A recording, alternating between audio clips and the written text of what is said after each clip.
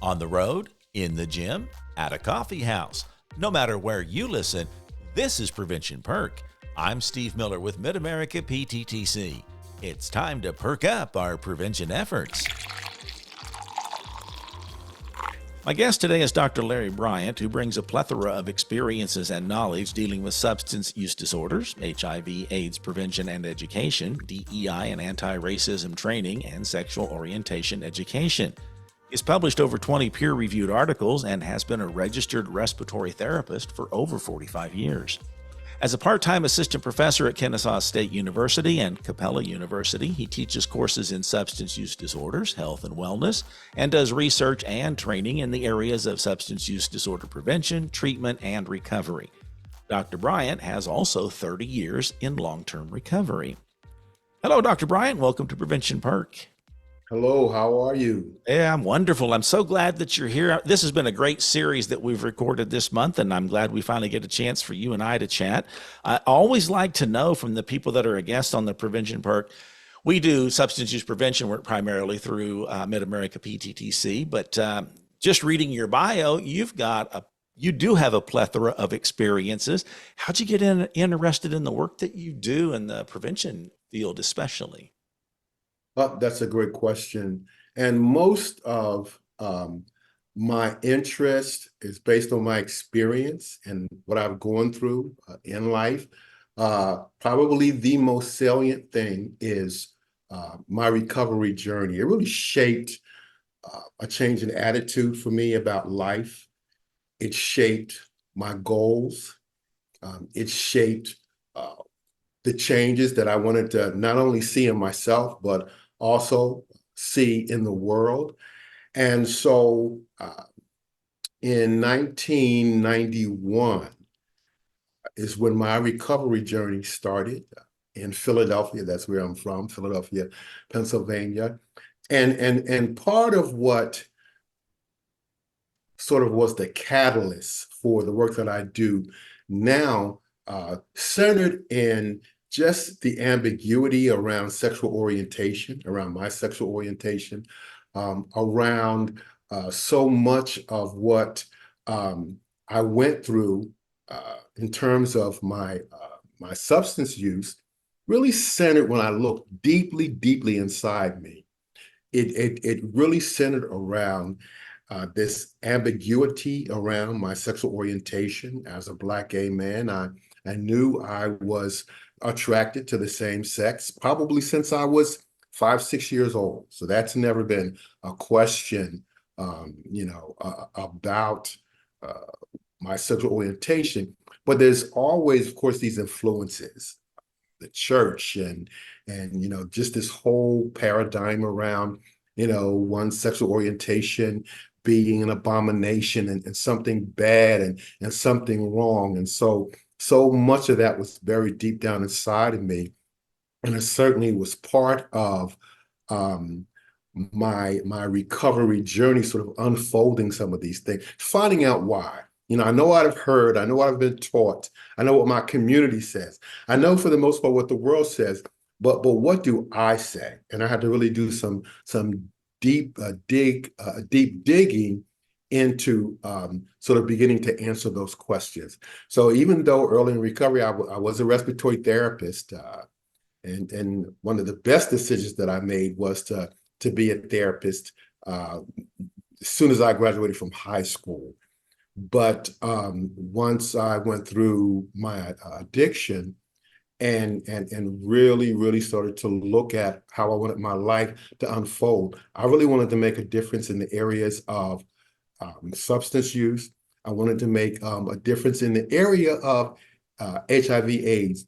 And during that time, the 80s, of course, the HIV/AIDS epidemic was raging. Even as a respiratory therapist, some of the things that I saw as the epidemic unfolded. And at that particular time, I lived in Los Angeles from 1979 to 1988. And I worked at Cedars-Sinai Medical Center, which is probably one of the largest medical centers in the country, actually.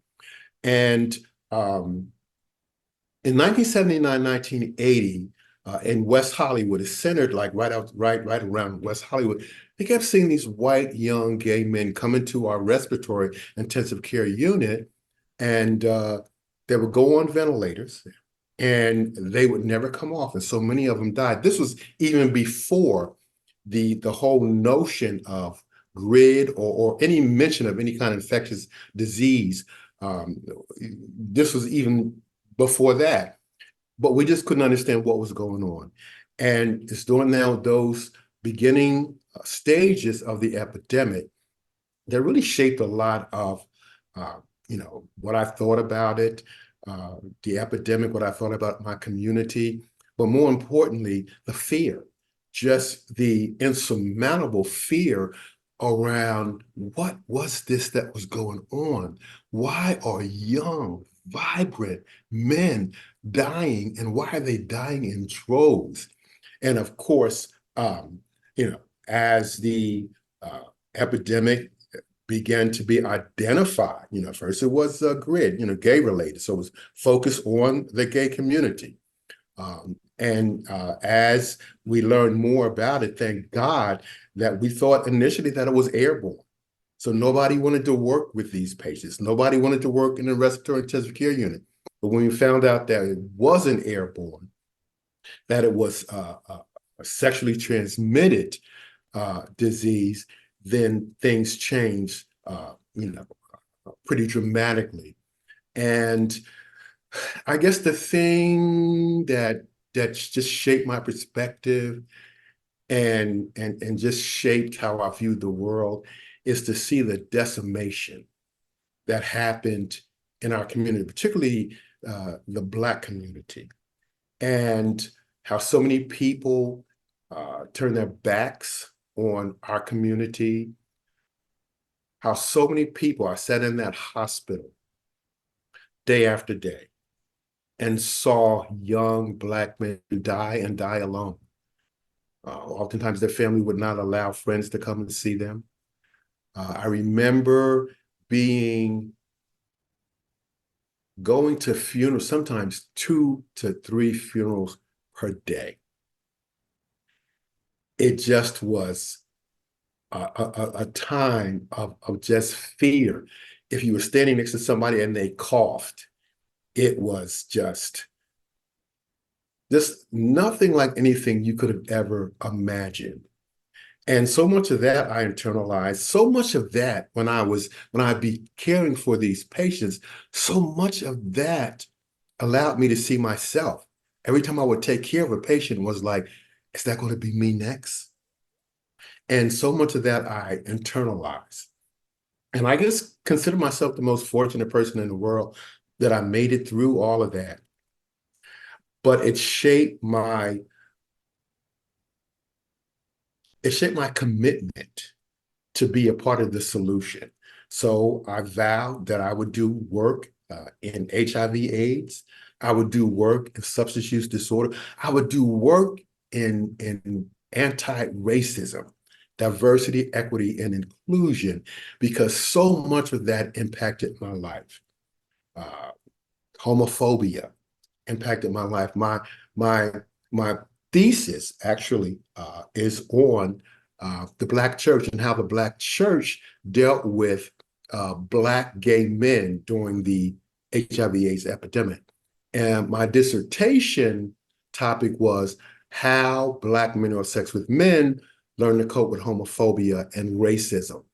And so I, through my education, have been given a platform to be able to do this prevention work. And I've been doing it now since the early 90s.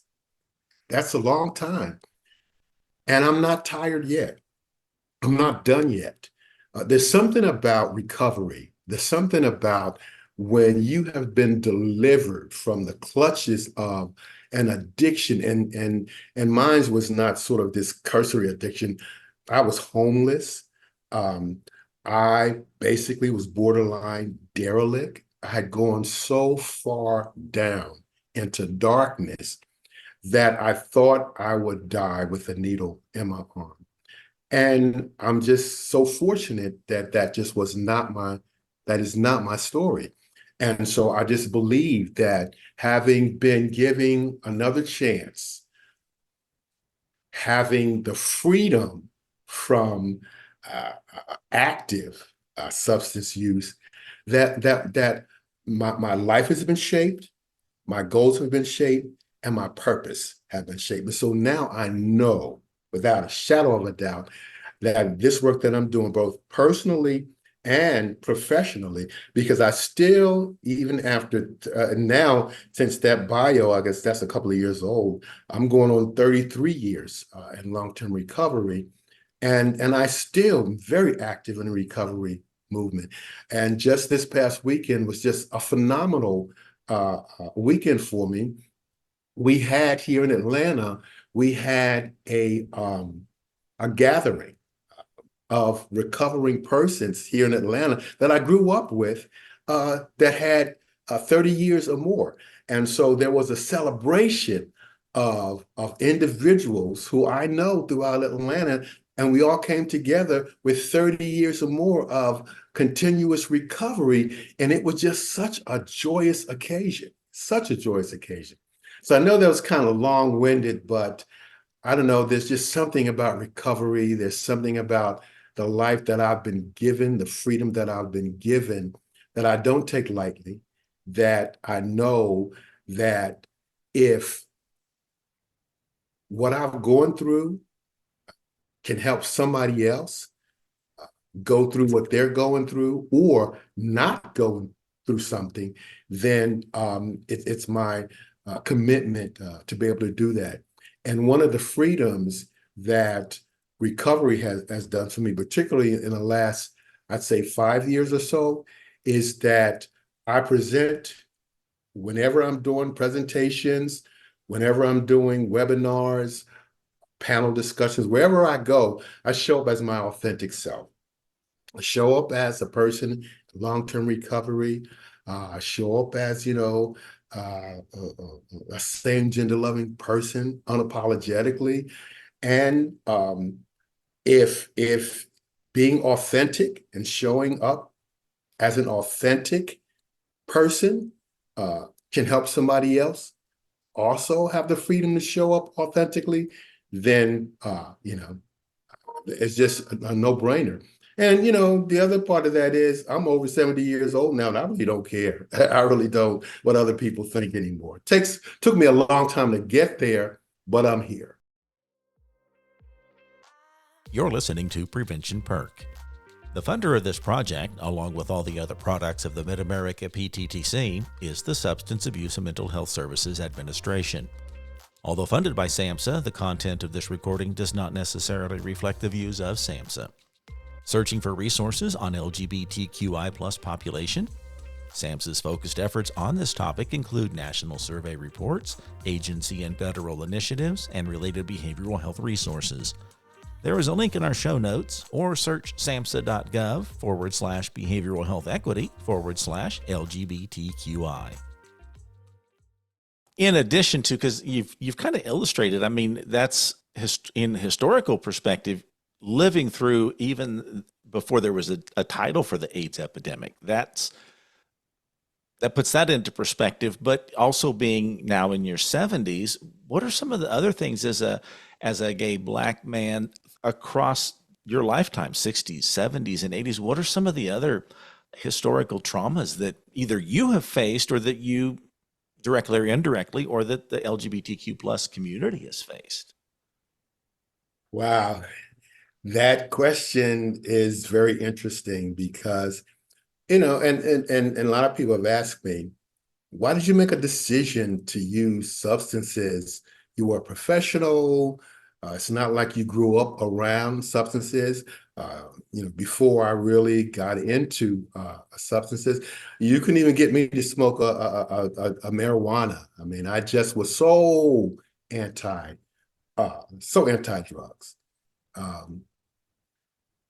But I tell people all the time, you never know what life will bring you and what will show up in your life. And probably the most traumatic experience in my entire life was the breakup of a relationship and the subsequent nervous breakdown that I was having afterwards. And this was, I was in my late 20s, early 30s. And I was in so much pain. I couldn't work. I couldn't sleep. I couldn't do anything. I just had never experienced anything like this before, and never dawned on me to seek professional help. It just wasn't something that was in my mindset. And so I purposely set out to mitigate the pain. And back then, um, of course, cocaine was just everywhere, you know. And I said to someone, I never will forget this day, I said, what is this stuff? And what does it do? And this young lady said to me, oh, it's the drug that everybody's doing. All of the stars are doing it. All of the stars are doing it. And she just made it sound so illustrious. All I knew is whatever I needed to take to get out of the pain that I was in, I was going to do it. Because the other consideration was, I never contemplated suicide. I never thought of myself as being a suicidal person, but that certainly was an option for me. Long story short, I did start trying it, and ultimately, it did take away the pain. But it then set me up for 10 years of misery. And so I tell people all the time that my PTSD is a broken heart, or was a broken heart. And I just really started admitting this to myself, that since that time, I have not been in a long-term relationship. And some of this was just sort of maybe this blind sight that I have to kind of protect myself from anything like that again. But I just started within the last 6 months being in a committed relationship after all of these years. That's great. Like, who gets into a committed relationship at 70 years old? It's just sort of unbelievable. But I am, and it's refreshing. It's without baggage. I'm a lot more accepting. And I'm just looking forward to spending the rest of my life with this individual, And it's been a long, long time. That's great. I mean, they always say you're never too old for love. So, 70s, what is it? 70s, the new 90, or no, whatever the way around, I guess it is. So you're still young at heart. Let's talk a little bit about, though. I mean, you faced the challenge of living in a community where there was HIV from the outside. Like, you kind of referenced it when you were telling a little bit of your story, like some of the maybe religious pressures or some of the community pressures, from outside the gay community. And what are some of the other things that you feel like were maybe traumatic to have, that you've had to live through, given that, you've been directly or indirectly involved in kind of the fight for the rights of people that are LGBTQ? Well, for one, particularly in the Black LGBT communities, there's this sense of historically of invisibility because our community is a very, very religious community. Many of us are highly impacted, by our spirituality, if you will, religion. But it wasn't until like within my recovery community, and of course, 12-step programs or spiritual programs, not religious programs, but spiritual programs.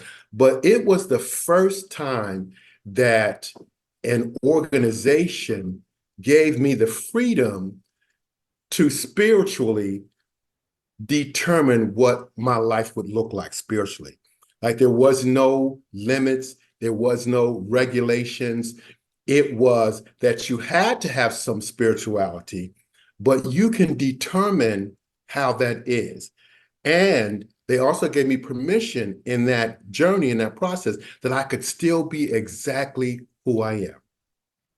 That was mind-changing for me. I'd never heard that before. I was always under this impression of a very stoic and very strict sort of spirituality, or actually it was more religion, and there was no room for any kind of sexual orientation expression.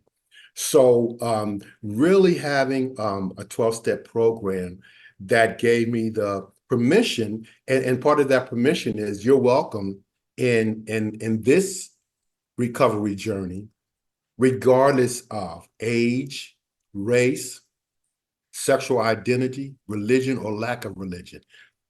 And so that opened the doors for many other opportunities. One of the things that I experienced in recovery early on is just racism, particularly racism and homophobia. So I went through in my recovery journey, I want to say I stopped counting at 8 rehabs. And through every single one of those rehabs, there was always an issue around sexual orientation. Because of course, we've got to pretty much be open about who we are, at least many of us did. And it just wasn't always accepting.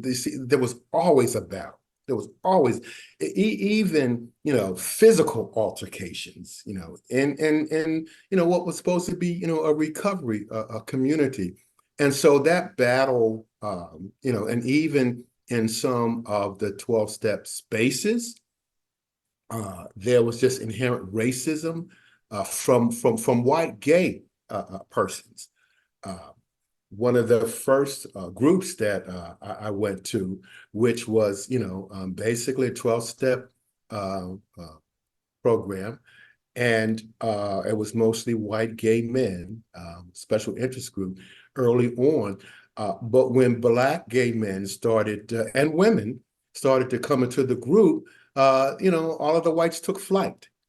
And so that was stinging, because we said to ourselves, now we're all in the same boat. We're in recovery, we're LGBTQ plus, but even race during that time took precedence over any of that. But we said, well, that's okay, because that group really sort of set the stage for the rest of many of our recovery journey. And many of the people from that group, and that was over 30 years ago, we still are in communication today. They are still some of my staunchest friends. And so, just some of those external pressures. And, even to this day, while I think it's gotten a lot better in terms of homophobia, even in terms of racism, it still persists, even within the 12-step movement as well. And so the work that I'm doing around anti-racism, around diversity, equity, and inclusion certainly helps to address and mitigate some of those issues. And one of the things that I'm doing now, and that is I'm working at the region, well, not working, but sort of volunteering at the region level, a wider area in a 12-step program to really help integrate some of the communities in the 12-step program, so that we're at least becoming a little more inclusive, if you would, just in terms of our community. Because again, particularly here in Atlanta, there are lots and lots of people with long-term recovery here. And I haven't really volunteered in the 12-step program in a while, other than, just with my individual group. But now I feel the need and the opportunity has presented itself to do some additional work in the 12-step recovery movement. Well, being that you've already said that are you 70 now? Is that the actual number, or are you above the 70? Not that that's important, but No. We turned 70 July 13th of last year. So okay. in a few months, I'll be 71.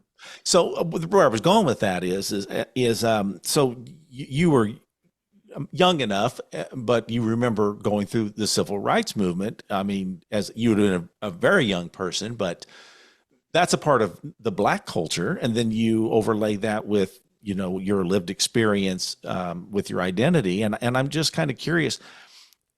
I think it matters on who you are and what your experience has been, and maybe all sorts of a number of things. But how have you seen the gay community? What are some like the strides that they've actually overcome? I mean, what does that? How would that look if you said this is what it looked like?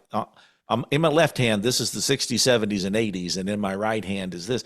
How does that look? What would you say has been the strides that have been taken, or the things that you could really say that really is different in this world today? Well, I know so much of the contributions to the civil rights movement from the LGBT community, particularly the Black LGBT community, is certainly underestimated. I was so glad to see the movie Rustin that came out last year, I want to say, and it really illuminated the role that Black LGBT played in the civil rights movement, and how so much of our contributions, again, just have been underestimated. Part of my journey and part of what I try and do now is to illuminate some of our heroes that, those that are sung and those that are unsung.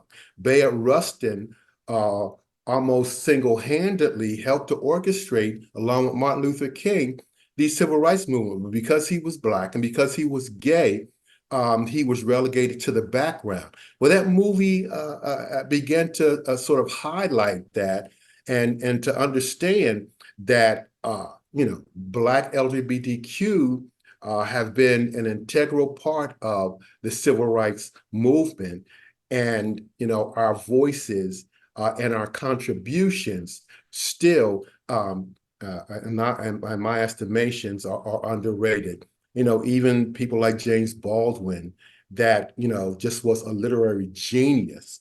The work that he's done, and just a platform that he unapologetically was himself back in the 40s. And so much of that, I think, still needs to be highlighted. It still needs to be acknowledged, and still needs to be recognized as an integral contribution to the overall enrichment of the African American community. You're listening to Prevention Perk. A podcast is like a breakout session from your daily routine. It's a unique way to perk up your prevention efforts. We'd like to hear from you. Please send your comment, topic, or guest suggestion to midamericapttc@gmail.com. I would never know a lot of what you're talking about, but from the standpoint of how integral the gay community, a role that they played in the civil rights movement continues to play, and how all of that is kind of coming to the surface. Because if you read the news, so to speak, it almost reads kind of like this is just an issue today. These issues, the things that we're hollering about, that, they shouldn't have these rights, or that we can't identify that identity, or whatever that looks like. It seems like it's just happening today, but you're sharing with us that, this has been going on for 30, 40, 50, in some cases, I guess 60 years or more. Even more than 50 years, when you look back at Stonewall, right? And we know what that is. That was sort of touted as the gay civil rights movement from the Stonewall Bar in New York City. And part of my experience, particularly in Philadelphia, sort of coalesces with what happened at Stonewall in New York City. So Stonewall was a gay bar, mostly a white gay bar in I want to say it's the Village, and the police just incessantly would raid the bar and just mistreat the gay men in the bar. And the same thing happened in Philadelphia, just probably throughout the country. But I tell you, the police would come into, our clubs, they would come into our meeting spaces, they would disrespect us, they would treat us like horribly. and basically closed down whatever spaces that we had. But what's unsung here is many feel like it was the trans community that threw the first brick or the first glass or whatever it was that was thrown. And I believe her one was Hispanic and the other one was African American. And I remember her first name was I want to say Marsha, and I can't remember the last name. But even the trans community's participation in our and then the gay civil rights movement are unsung. And so, and I just, whenever I get the opportunity and the platform to say, these are our heroes, these are the people that help enrich our culture, and we've got to acknowledge. And I want to take this time to sort of acknowledge an unsung person who early on in the early 80s, his name is Bishop Carl Bean, who in my darkest days in Los Angeles, California, reached out to me, and because I told him what I was going through. And he took my hand and he said, Larry, you do not have to live this way. And this was a person who, during the early epidemic in the Black gay community, he established the Unity Fellowship Movement, which is a group of churches that are affirming and supportive of LGBTQ plus. He started one of the first AIDS hospice in Los Angeles, California, and really, and these are the unsung people that I know back then that really helped. When our community turned its back on us, we helped each other, we nurtured each other, we supported each other, we fed each other. There were times when we had to have funerals in bars and gay bars because nobody else would funeralize them. And Bishop Bean passed probably a couple of years ago, but he was just so instrumental in the early movement, around HIV and AIDS out of Los Angeles, California. And so people like him that really people need to know the role that he played and others like him in the Black gay community to help sustain us through the 80s, and individuals that are HIV positive today. And I want to say that we are still in the throngs of the HIV/AIDS epidemic. And the CDC released data some years back that 1 in 2 Black gay men will get HIV within their lifetime, which is startling. After almost 50 years, how is it that it's gone from being a white or having the face of the white gay community to now looking like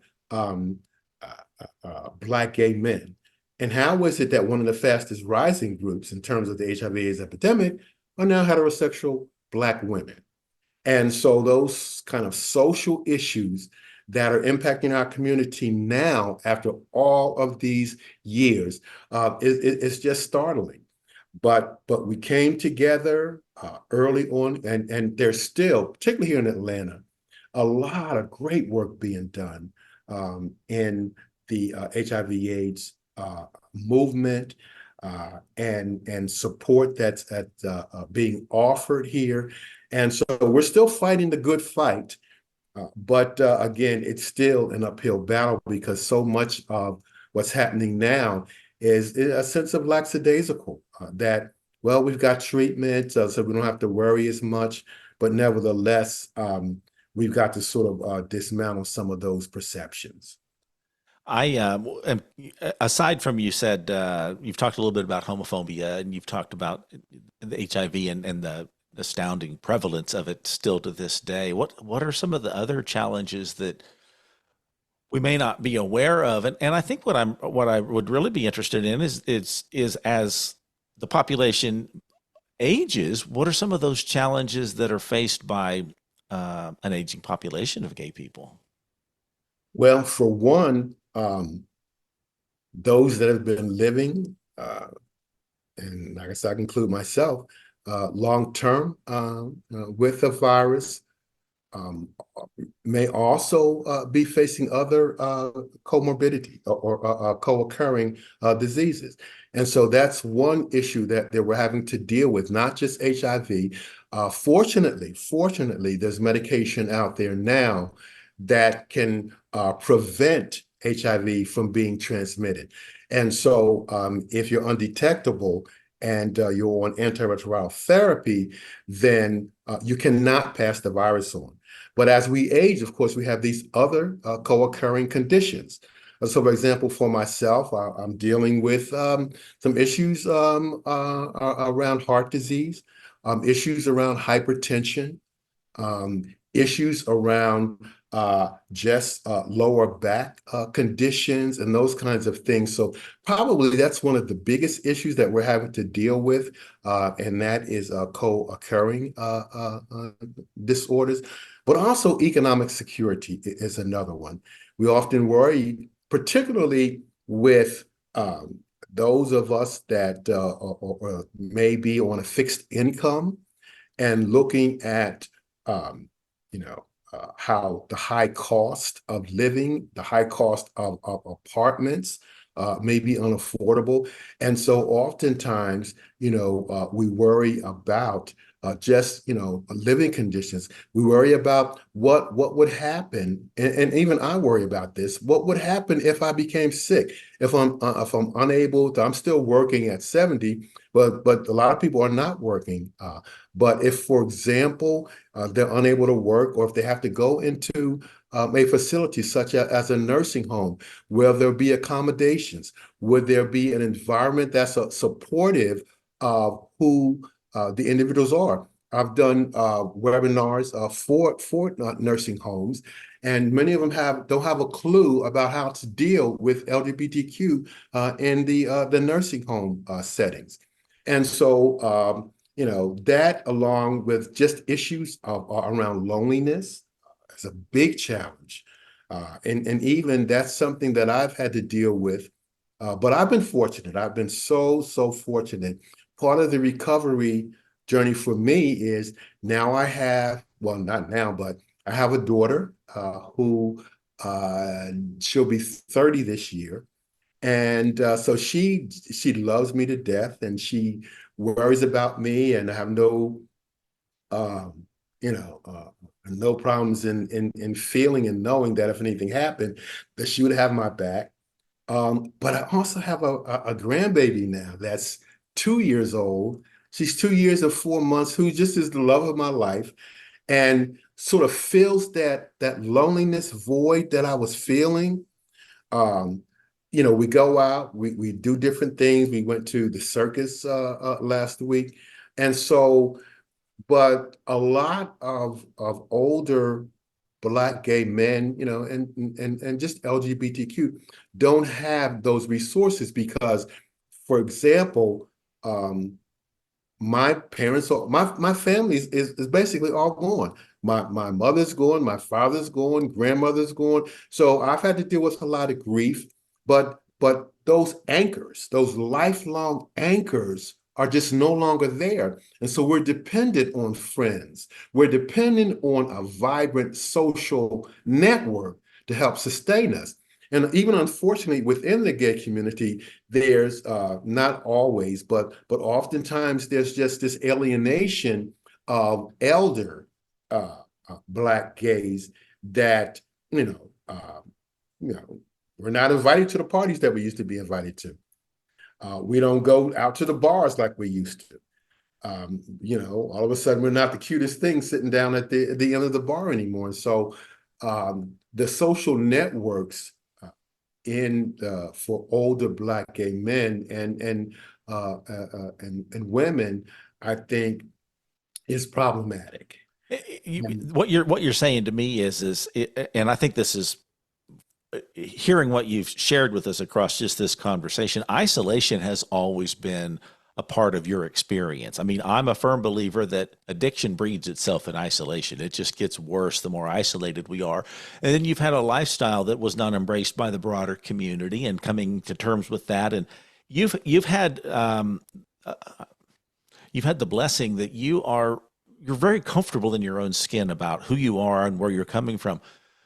But does that translate across the broader community because of what you've illustrated? I mean, a support program can really help people to be integrated within themselves and within whatever community they identify with. Others may not have that. And is that a real concern that the older we get, older populations in your community, are they having to struggle with this isolation, whether it's for being accepted for who they are or not having a family that they can rely on, or those kinds of supports, or if they lose their friends that have been their supports? Is that something we need to be cognizant of? And if so, I don't know that there's a fix, but is there something we can be aware of that maybe could be supportive of meeting that gap or that need?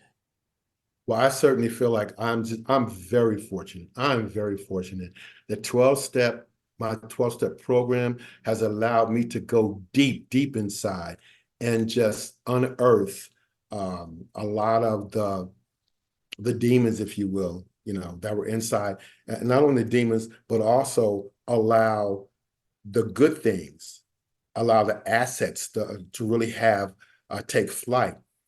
And I've done a lot of work through the years. I've done a lot of work on myself. But again, others may not have that opportunity, particularly having gone through COVID and the isolation, particularly for those of us that are in recovery, has been very daunting for a lot of people. And a lot of people have not been able to come out of that.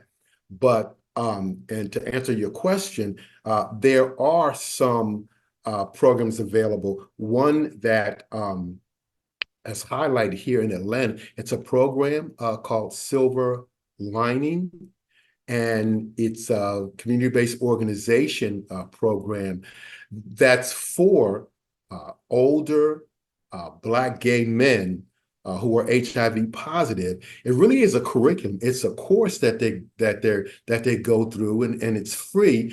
And it really allows them to develop social networks, to really get into connection with community resources, those kinds of things.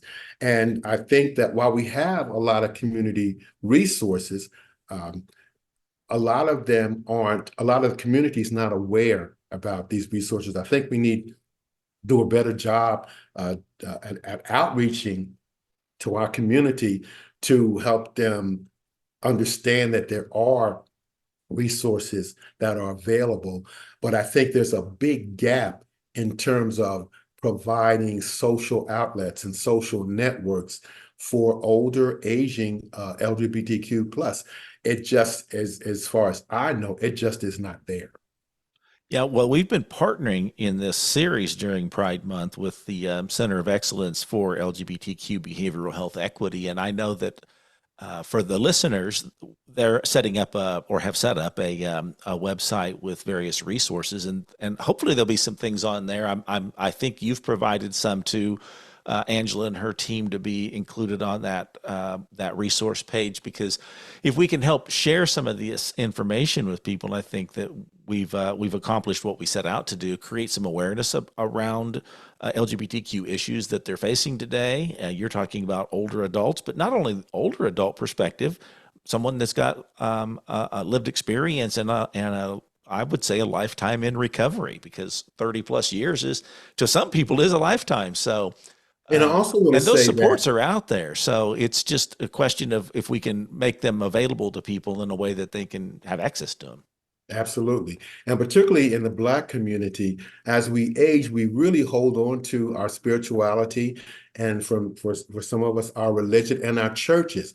I think some churches are becoming more open and supportive of the needs of an aging LGBTQ population. But I think that that's certainly an avenue that needs to be explored, just in terms of making available more opportunities, more resources, that kind of a thing. And helping particularly LGBTQ to understand that there are lots of affirming spiritual spaces, particularly here in Atlanta, that are, again, that are affirming, that can be a source of social network, a source of spiritual support. And so really, really, I think there's some organizations that have a compendium of these spaces and spiritual places that are supportive of LGBTQ plus. And so I think that that's something that probably needs to be highlighted more as well. You're listening to Prevention Perk. Our partner for this series is the Center of Excellence on LGBTQ plus behavioral health equity. Their support and dedication with helping us recognize and celebrate Pride Month has been invaluable. The Center of Excellence has created a resource page filled with links to webinars and other tools to help us all enhance our knowledge and navigate healthy conversations about the LGBTQ plus topics we explore in this series. Learn more by searching lgbtqequity.org/June 2024 podcast series. I don't want to get out of here without letting you have the final say. So I always tell people it's your chance to be the sage on the stage. Is there something we haven't talked about, or maybe you want to just reaffirm something that we have talked about so that the audience has that nugget to take away?